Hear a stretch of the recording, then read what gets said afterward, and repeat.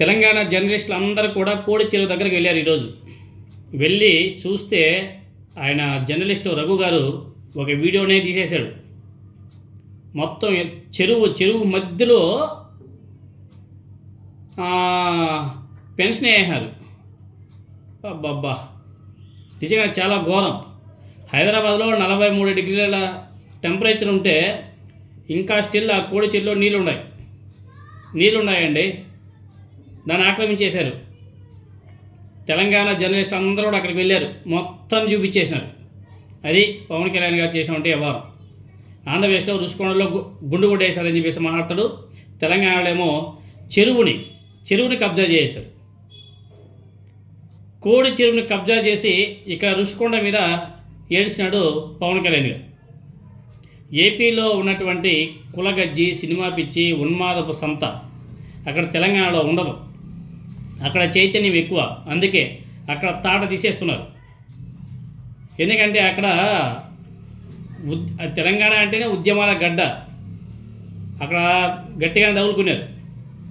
కోనసీమకు తెలంగాణ వారి దిష్టి తగిలిందని చెప్పేసి చెప్పినట్టుగానే డిఎస్సికి కూడా వారి దిష్టి తగిలిందని చెప్పేసి చెప్పేసి సరిపోతున్నాము కదా.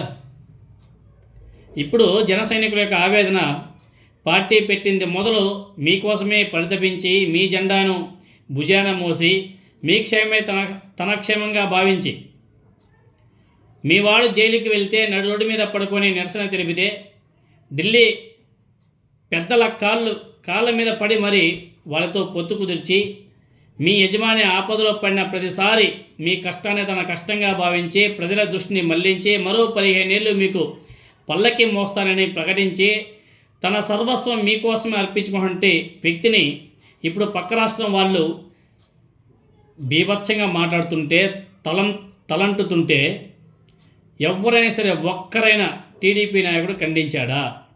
పవన్ కళ్యాణ్కి మద్దతుగా మాట్లాడినారా? తెలంగాణ నాయకులు మాట్లాడే వ్యాఖ్యలని తెలుగుదేశం పార్టీ నాయకులు ఖండించారా? లేదే. ఇదేనా మిత్రధర్మం? ఇదేనా పొత్తు ధర్మం అంటే అని చెప్పేసి జన సైనికులు గుండెలు బాదుకొని మదన పడిపోతున్నారు. ఇదిలాగా ఉంటే మరోవైపు అక్కడ పిఠాపురంలో వర్మగారి వర్గం సంబరాలు మునిగి తేలుతుందంట. చాలా ఘోరం. అదేవిధంగా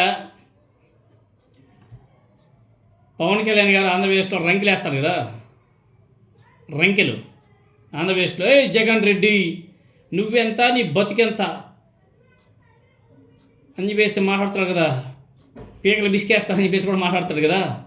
ఇప్పుడు అలాగే తెలంగాణలో మీటింగ్ పెడతానని చెప్పేసి చెప్పాడు కదా. అఫ్కోర్స్ తెలంగాణ ప్రభుత్వం పర్మిషన్ అయితే ఇవ్వలేదు. మరి ఆ హైకోర్టుకి వెళ్ళామన్నా సరే పర్మిషన్ తీసుకొచ్చుకుంటారేమో.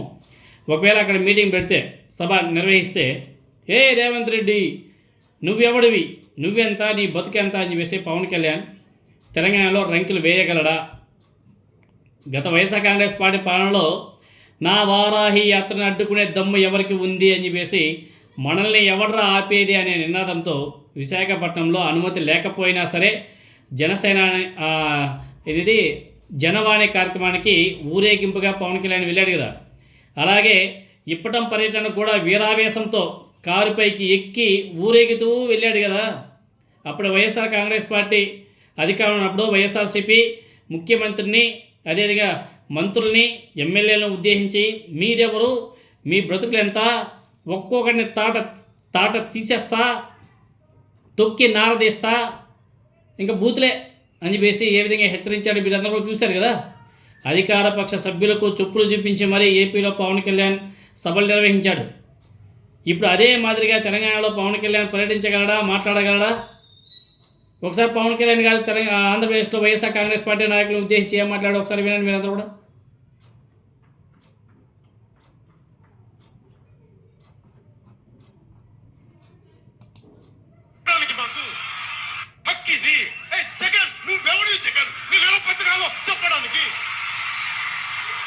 నువ్వెవడివి? నీ మంత్రులు ఎవరు? నీ ఎమ్మెల్యేలు ఎవరు? నీ పార్టీ ఎవరు? మేమందరం భారతీయులు, మేమందరం ఆంధ్రులు. నువ్వెవరు చెప్పడానికి మాకు? అరే మాకు అంబేద్కర్ కల్పించిన హక్కు ఇది. నువ్వెవరు చెప్పడానికి మాకు?